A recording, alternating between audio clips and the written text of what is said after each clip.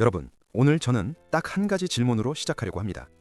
만약 당신의 나라가 전쟁 위협을 받고 있다면 어느 나라 무기를 사겠습니까? 미국? 러시아? 아니면 한국? 아마 대부분의 분들이 설마 한국이라고 생각하셨을 겁니다. 저도 솔직히 1, 2년 전까지만 해도 그렇게 생각했습니다. 그런데 지금 이 순간 세계에서 가장 많은 오일 달러를 쥐고 있는 남자, 사우디아라비아의 실권자 무함마드 빈 살만 왕세자가 10조 원짜리 수표를 들고 한국을 찾아왔습니다. 10조 원. 국내 웬만한 대기업 연간 매출보다 큰 돈입니다. 그리고 이게 단순한 무기 쇼핑이 아닙니다. 그 돈으로 한국과 함께 무기를 같이 만들겠다고 했습니다. 도대체 무슨 일이 일어나고 있는 걸까요? 그리고 더 중요한 건 이게 지금 여러분의 삶과 어떤 연결고리가 있느냐는 겁니다. 오늘 이 이야기 끝까지 보시면 세상이 다르게 보일 겁니다. 175발의 탄도미사일과 689기의 드론, 말 그대로 하늘에서 쏟아지는 공격이었습니다. 이 공격의 표적이 된 UAE는 공포에 떨었을까요? 아니었습니다. UAE에 배치된 한국산 요격 시스템 천궁2가 이 공격을 96% 요격해냈습니다. 864발 중 829발이 하늘에서 격추됐습니다. 이 숫자가 얼마나 충격적인지 아십니까? 미국의 패트리엇 시스템이 야구강망이라면 천궁2는 레이저 저격총 같은 존재였습니다. 이 장면 하나로 전 세계 방산 시장의 판도가 바뀌었습니다. 그 직후부터 빈살만의 참모들이 움직이기 시작했고 리야드에서 열린 월드 디펜스 쇼에서 역사적인 협력 제안이 이루어졌습니다. 그런데 여기서 중요한 질문이 하나 생깁니다.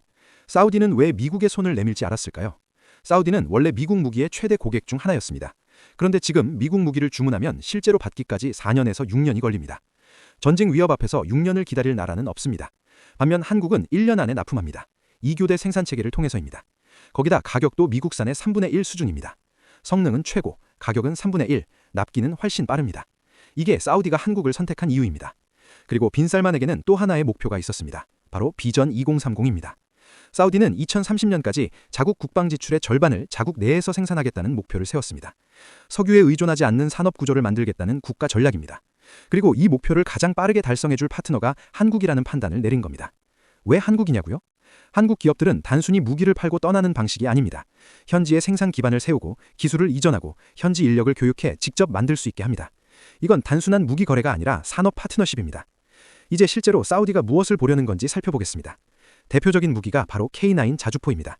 현재 세계 자주포 시장의 절반 이상을 차지하고 있는 장비입니다. 핀란드, 노르웨이, 에스토니아, 폴란드, 루마니아, 인도, 호주까지 세계 여러 나라가 사용하고 있습니다. 그리고 최근에는 중요한 변화가 하나 있었습니다. K9에 들어가는 엔진이 완전히 국산화됐습니다. 예전에는 독일 엔진을 사용했기 때문에 수출할 때마다 독일의 승인이 필요했습니다. 하지만 이제는 한국이 스스로 수출을 결정할 수 있습니다. 이 말은 더 많은 나라에 더 빠르게 판매할 수 있다는 뜻입니다. K9과 함께 움직이는 장비도 있습니다. 바로 K10 탄약 보급 장갑차입니다. 이 장비는 포탄을 자동으로 K9에 공급해주는 시스템인데 경쟁 장비보다 훨씬 빠르게 탄약을 보급합니다. 전투 상황에서 탄약이 끊기면 치명적인데 이 장비는 그 문제를 해결합니다. 해군 분야에서도 흥미로운 기술이 있습니다. 한국이 제안한 잠수함은 디젤 잠수함이면서도 잠수함 발사 탄도미사일을 운용할 수 있는 능력을 갖췄습니다. 이 능력은 세계적으로도 매우 드문 기술입니다. 또한 AI가 전투를 관리하는 스마트 전투함 개남도 등장했습니다. 스텔스 설계로 레이더에 잘 잡히지 않고 승조원 숫자를 크게 줄여 위험을 최소화하는 방식입니다. 그리고 최근 공개된 기술 중 가장 주목받는 것이 있습니다. AI 배회형 프레미 정밀 유도 무기입니다. 쉽게 말해 스스로 표적을 찾는 자폭 드론입니다. 위성 데이터와 AI를 통해 전장을 분석하고 사람이 직접 조종하지 않아도 목표를 찾아 공격합니다. 군사 전문가들은 이 기술을 미래 전쟁의 문법을 바꾸는 기술이라고 평가하고 있습니다. 이 모든 기술은 사우디의 사막 환경에 맞게 설계되고 있습니다. 모래폭풍, 극한의 더위, 넓은 지형까지 고려해 연구가 진행됐습니다. 여기서 중요한 질문이 하나 생깁니다. 이 이야기를 단순히 한국 기업이 수출을 잘한다는 뉴스로 봐야 할까요? 사실 더 큰 변화가 일어나고 있습니다. 전 세계 안보의 표준이 바뀌고 있습니다. 지난 80년 동안 세계 안보의 기준은 미국이었습니다. 대부분의 나라가 미국 무기를 사고 미국 시스템을 기준으로 군대를 운영했습니다. 그런데 지금 상황이 달라지고 있습니다. 사우디, UAE, 폴란드, 루마니아, 에스토니아, 호주, 인도 같은 나라들이 한국 무기를 선택하기 시작했습니다. 때로는 미국보다 먼저 한국을 선택하기도 합니다. 이건 우연이 아니라 구조적인 변화입니다. 러시아는 전쟁으로 신뢰가 흔들렸고 미국은 생산 속도가 현대 전쟁의 속도를 따라가지 못하고 있습니다. 그 사이의 빈자리를 한국이 채우고 있습니다. 성능, 가격, 납기, 기술 협력까지 모두 포함해서 말입니다. 그리고 사우디가 단순히 무기를 사는 것이 아니라 공동 생산을 원한다는 점도 중요합니다. 사우디의 목표는 무기를 사는 나라가 아니라 만드는 나라가 되는 것입니다. 그 과정에서 한국은 산업 파트너가 됩니다. 이제 중요한 질문이 남습니다. 이게 우리 삶과 무슨 상관이 있을까요? 많은 분들이 방산 뉴스를 보면서 그냥 기업 뉴스라고 생각하고 지나칩니다. 하지만 이 흐름을 이해하면 세 가지가 달라집니다. 첫 번째는 대한민국 경제의 다음 10년을 읽을 수 있다는 점입니다.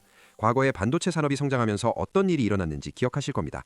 수출이 늘고 기업이 성장하고 협력사가 커지고 일자리가 늘어났습니다. 방산산업도 비슷한 구조를 가지고 있습니다.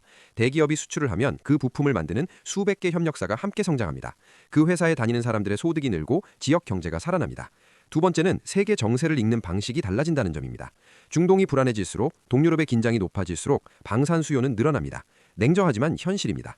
글로벌 방산 시장은 앞으로 수백조 원 규모로 성장할 것으로 예상됩니다. 한국이 그 시장의 일부만 차지해도 경제에 미치는 영향은 매우 큽니다. 세 번째는 세상을 보는 프레임이 달라진다는 점입니다. 앞으로 뉴스에서 어느 나라가 방산 계약을 맺었다는 이야기가 나오면 단순한 뉴스로 보이지 않을 겁니다. 그게 한국 산업과 어떤 연결이 있는지 생각하게 됩니다. 정보는 같아도 어떤 관점으로 보느냐에 따라 보이는 것이 완전히 달라집니다. 사실 많은 사람들이 이런 연결을 느끼지 못합니다. 그건 개인의 문제가 아닙니다. 경제 뉴스가 그 연결을 설명해주지 않았기 때문입니다. 사우디가 투자한다. 한국 기업이 생산을 늘린다. 협력사가 성장한다. 일자리가 늘어난다. 소득이 증가한다. 경제가 활성화된다. 이 연결이 보이기 시작하면 뉴스는 단순한 정보가 아니라 삶의 방향을 알려주는 나침반이 됩니다. 지금 K방산은 하나의 변곡점 위에 있습니다. 과거 반도체 산업이 성장하기 시작했던 순간과 비슷한 위치입니다. 대한민국이 세계 안보의 공급자가 되는 시대가 시작되고 있습니다. 과거 우리가 반도체로 전 세계 스마트폰과 서버를 채웠다면 이제는 방산 기술이 세계 전장의 표준을 만들어가고 있습니다. 그리고 그 변화는 멀리 있는 이야기가 아닙니다. 중동 사막에 세워질 공장, 그곳에서 일하게 될 한국 엔지니어들, 그들이 한국으로 보내는 소득, 그 돈이 다시 지역 경제로 흘러가는 흐름까지 모두 연결되어 있습니다. 세상은 빠르게 변하고 있습니다. 그리고 그 변화의 한가운데 대한민국이 있습니다. 이 변화를 제대로 읽는 사람에게는 완전히 다른 세상이 보이기 시작할 겁니다.